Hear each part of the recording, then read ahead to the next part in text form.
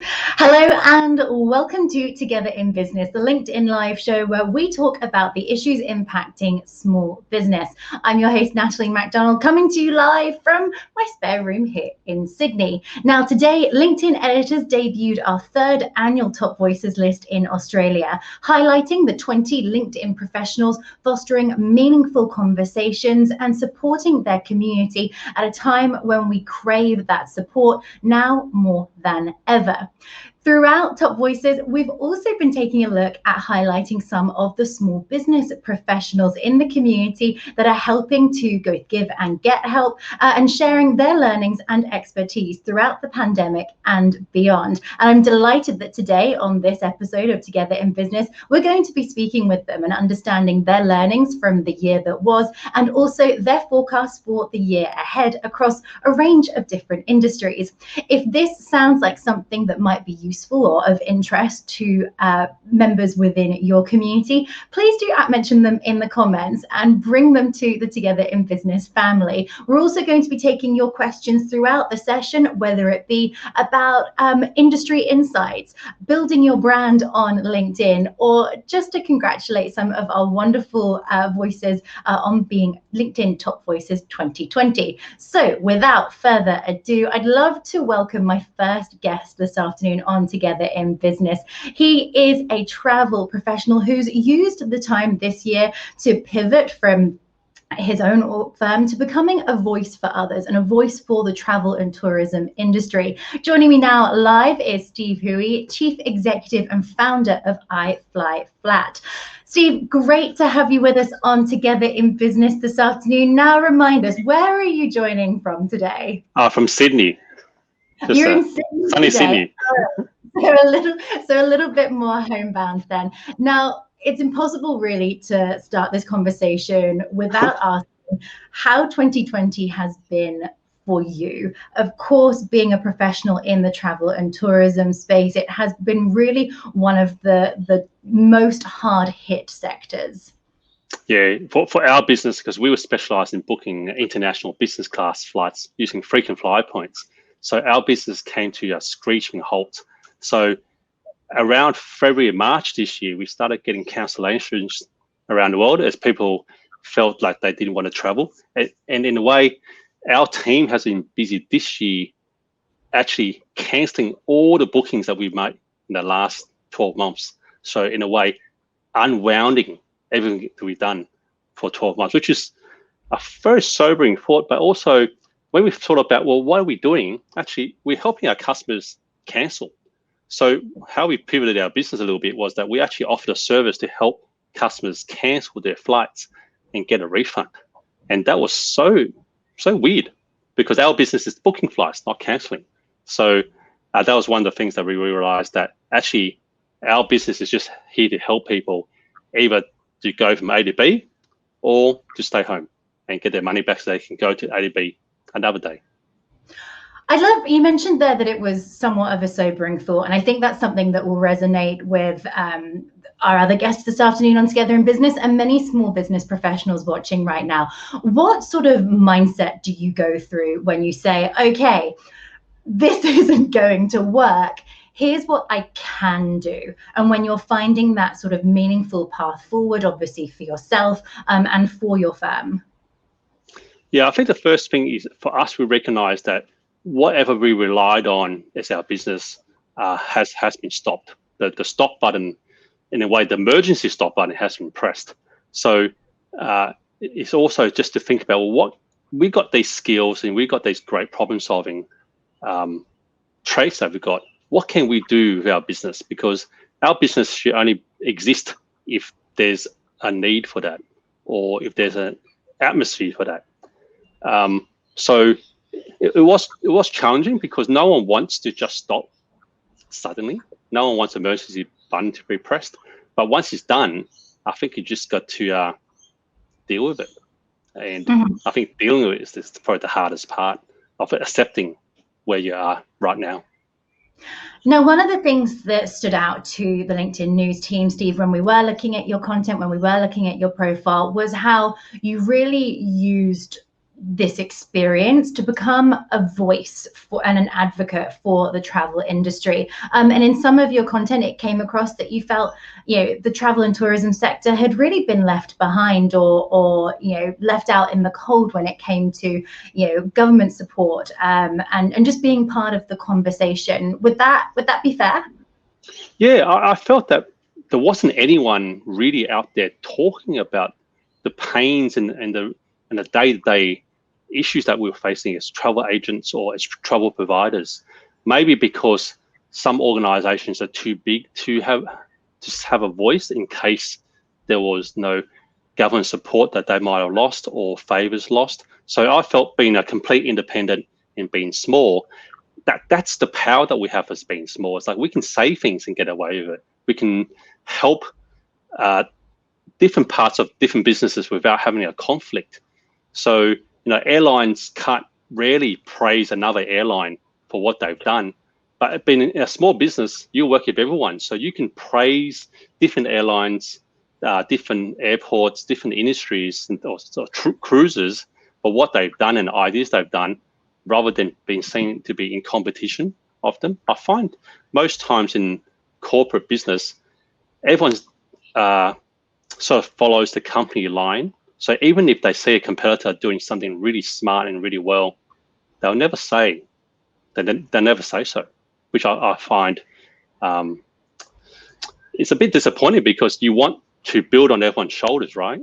Stand on the shoulders of giants to get better. And how effective then have you found being able to have those conversations on LinkedIn when it's, perhaps doesn't have that same, it's not in the media as such, it is professional to professional. Has that been something that you've actually found helpful in terms of having those meaningful conversations, sharing those meaningful ideas? Yeah, well, I really love LinkedIn as a profile because everyone is a professional first and foremost. They don't engage in too much rubbish talk that is in some other platform. So therefore, all the comments actually have a real meaning behind them. It's actually proper conversation. So I found LinkedIn is better than just talking into the media, because the commentaries of some other publications, it sort of like steers off the wrong direction. Whereas for LinkedIn, and the fact that you can respond to every comment and then also, have a conversation through it, basically instantly. I think instantly is the key, because you can just have a great conversation without just being lost in a moment.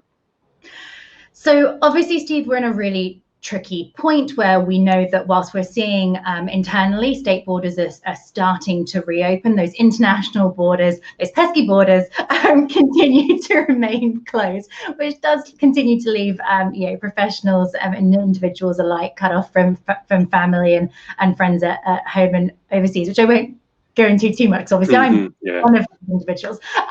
With that said, if you had to pull out your crystal ball and really take a look at how the industry is going to recover or manage or survive into next year, what would be your forecast? What are you planning for iFly Flat? Yeah, I think being an industry that the government has forced to shut down because of health reasons, which everyone understands, I first would say that we need some additional government support. It's not something that any individual really wants, a government handout to keep alive. But the travel industry is such a unique industry where your business actually has been forced to close. Like, we have nothing to sell. No matter how hard our team works, we've got no flights to book. So therefore, that means that I think as a government, it needs to support the industry if they want the industry to exist in the future. Thinking about domestically, I think we will have travel domestically by Christmas, because everyone's had such a tough year. So the idea of keeping families separated is not something that anyone of any level wants to occur if they can't do anything to fix it. But thinking about internationally, obviously there's been lots and lots of different discussions, but personally I think it's probably 12 months away before you can have freedom of travel across international boundaries back to a similar level that we're used to. Of course, there will be international travel probably from the first quarter next year, but that's going to be something you really have to go. But in terms of leisure travel, in terms of just going places that you want to, that you've seen from a magazine, sadly, I think is 12 months away, to be realistic. Steve, it's been such a pleasure having you join us on Together in Business this afternoon. Congratulations again on being a LinkedIn Australia Top Voice of 2020, and we look forward to seeing what you come up with next. Thank you. Thank you very much.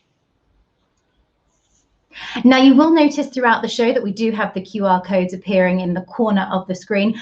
How that works is you can hold your mobile phone over them and it takes you directly to the guest, or indeed myself, our profiles, and you can follow, not only building your own community, but also meaning that you can engage and receive more insights from some of our top voices this year, or just me. You may be wondering how some of our guests on today's show have become top voices and some of the meticulous work that goes into building the top voices list. Well, we take two approaches. One of them is quantitative and also qualitative. We work with the LinkedIn data science team to identify those members who have great engagement around reactions, their follow account, and those who are building their community. But that's not quite enough. We also take a human approach. We look at whether these members are giving and getting help, not just being self-promotional. We also look at the quality of the content that they are putting out there. And finally, particularly in light of the coronavirus pandemic this year and how it has upended both our work life and our home lives, also whether that content really aligns with the world that we find ourselves in right now and how we are looking to work through it. We'll make sure to add a link to this year's Top Voices article in the comments so you can check it out for yourselves and find out more, not only about our guests appearing on this afternoon's edition of Together in Business, but also some of the other brilliant top voices that we are highlighting this year.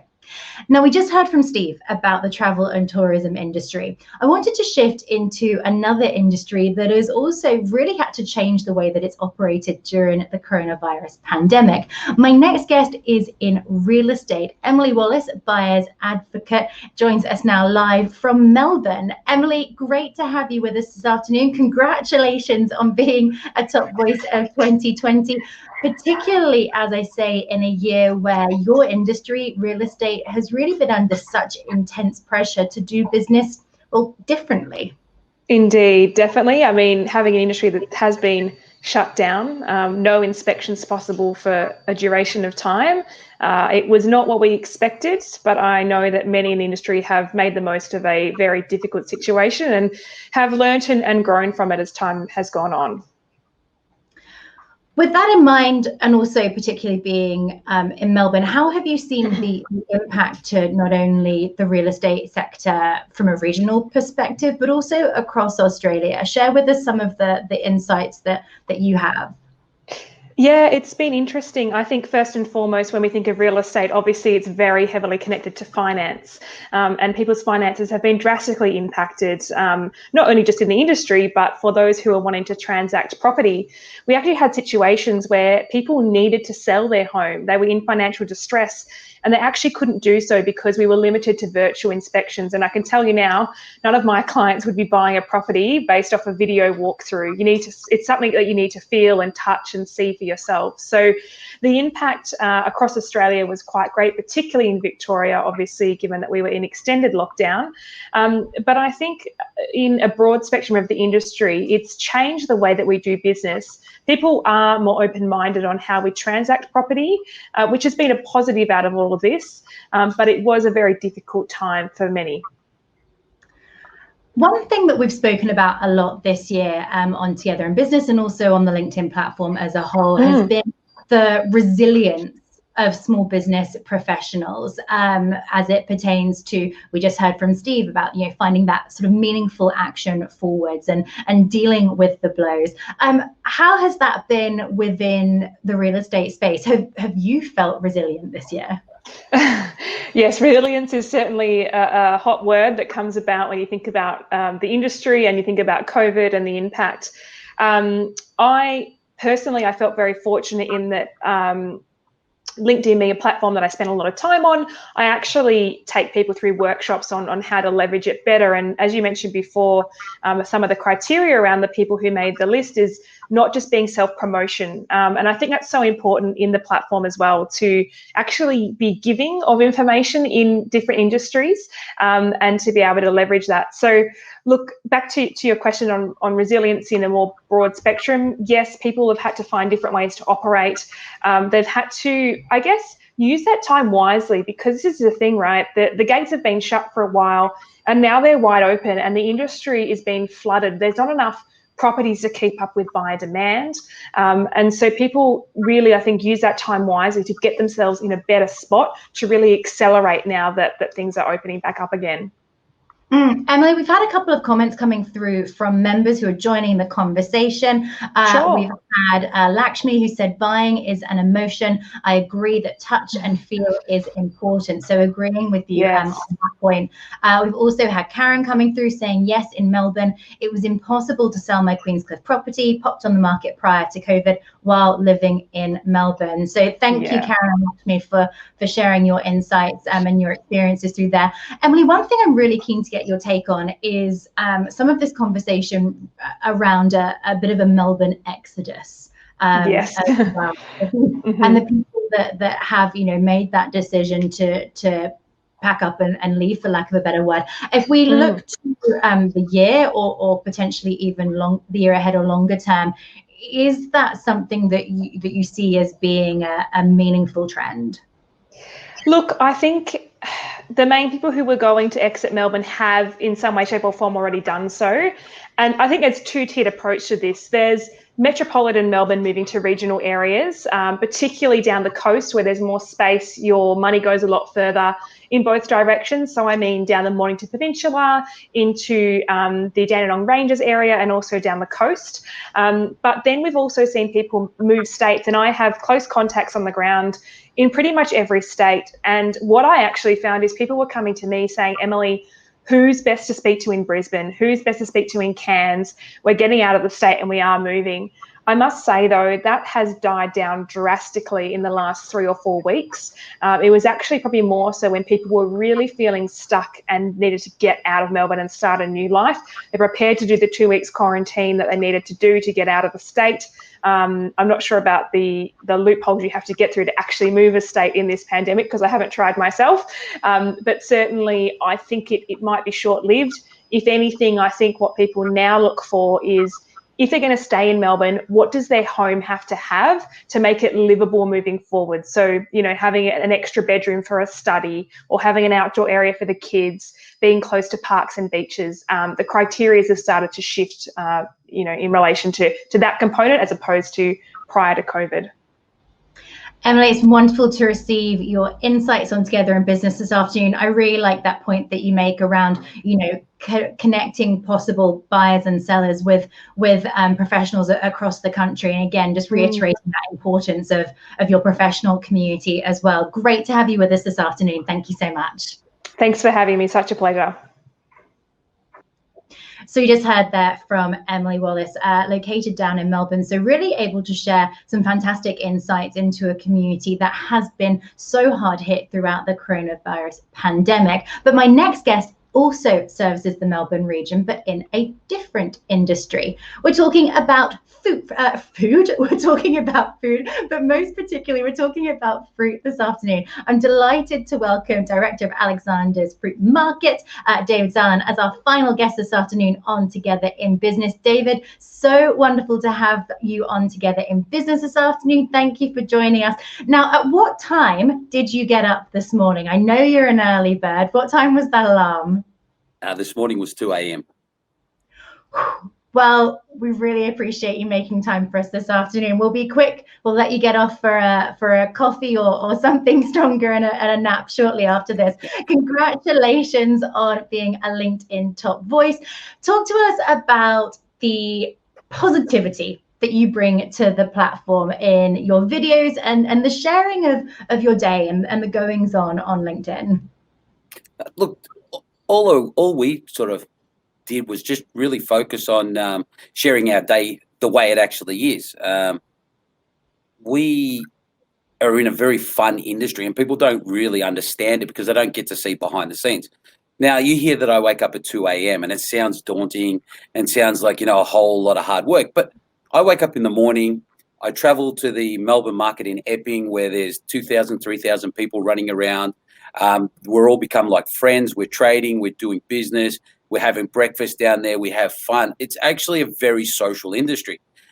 Once I embraced the fun and the social aspect of our industry, it was become something that become part of our life, and all our friends became part of our life, and we wanted to share it. Friends always ask me, how does your day start? What is it like in the markets? When you come back to the shop, what's it about? And we just showed an insight of how it is. It's a lot of fun. It's a lot of mucking around. It's an industry that is serious, but at the same time, it's something that's a lot of family. So, we sort of run under the slogan, fun, fruit and family. And you can see that in the way that we operate.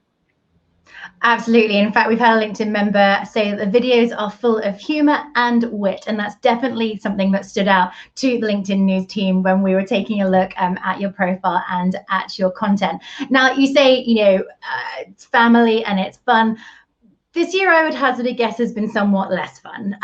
Tell us about how you guys have sought to navigate some of the challenges that the pandemic have brought about. Look, just from the first moment, we just chose, like I personally, as the sort of, the figurehead of the company, sort of said, what, I'm just going to look at this through an optimistic point of view. And however I can, with a set of lenses, I'm just going to look at everything with positivity and try and provide an environment for my consumers and customers that removed all the anxiety. Everyone was pent up watching news. It was all about the fear, the danger, everything. It was just anxiety. And so the first thing I started to do was walk into the shop, create an environment for first my staff, and then my customers. We added extra staff members. We were cleaning multiple times a day. We would provide scented smells around the store to try and remove anxiety. We believed that the store would become a destination that people would choose to go, a meeting place, a place to get out of their house, a place to run away from all the noise of negativity and fear.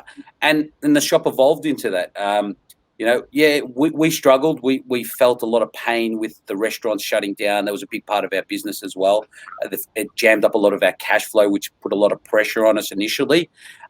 But then we chose to use Facebook and some of the and LinkedIn, specifically LinkedIn was a big player of it, where we were able to tap into our clients. We were able to introduce this. This was actually the biggest thing that we found with LinkedIn. LinkedIn provided a platform that introduced Alexander's, myself, and my team to a whole lot of professionals that live in and around our area. Now, the one store is in Oakleigh and one's in Dandenong. So we were able to take advantage of professionals who were stuck at home with their kids, and we had their attention. And they started coming to the store, whereas at 9 to 5, they were at work. It wasn't a high priority. And from there, it developed into a high priority. It became a meeting place. We met so many people within the store that lived within the 5Ks of the store that either didn't know we existed or just weren't regular shoppers because they were busy doing other things or working. It's so wonderful to hear that you've been able to create that community both online and that it's been able to translate offline and, most importantly at this time, into business as well. Members are really enjoying what you're saying, David. Karen saying, when we make our business fun, then life is so much better. How are you, generally speaking, what do you do when, well, aside from potentially sleeping with that 2 a.m. alarm, what do you do when you're not at work? How do you remain maintain that positive, that optimistic vibe? Look, to be honest, our shop has become the centerpiece of our life. And that's because in the morning, I'm a buyer. I go around, I trade, I do business. And in the mid-morning to the afternoon, I become a seller. But I'm engaging with an array of people from all walks of life. Because I'm in the store regularly, my brothers are in the store, my family's in the store, the consumers come to meet us. We're the same people within the store. We become family with these people. We become part of their weekly habitual habits. And people grow with us. And I've watched kids, I've had this store for 8 years. I've watched children, grow up, move out of home. I've heard people getting married. So we don't distinguish work, friends, family as two different parts. It's all sort of encompassing as one. I'm in a hotspot of an area called Oakleigh.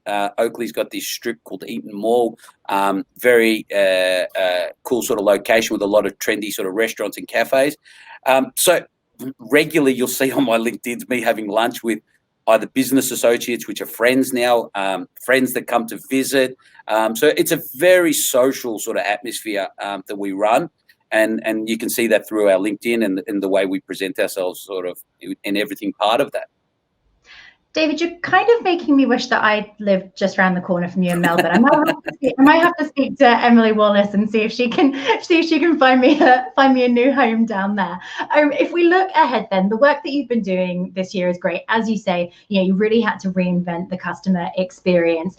If we look to 2021, if we look to how you guys are perhaps planning out over the next 6 months or longer term, what do you have as being your business goals or what you're looking to in order to provide customers? Well, look, we're currently expanding. We're looking to open up a third and potentially fourth store. We're going to continue with the focus of customer experience. We believe that this pandemic has provided two markets, or three. One, your online platforms now have an opportunity to sort of excel where people were slow to take up.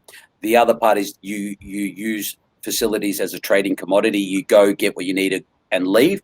Or the third one, which we're embracing and developing into our strategies going forwards, is an experience. You become part of the experience, you become involved in the store, people know your name, and really doubling down on the fact that, it's an experience to come to the shop, meet the family, know each other, engage, test, try, and see what's happening new.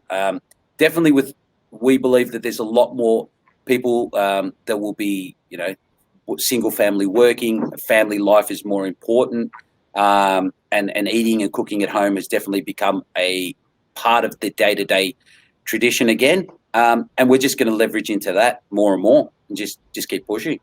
These platforms have provided us a voice that really gets us out to people that, that in and around us that didn't know us. And developing that connection has become a very powerful tool for us.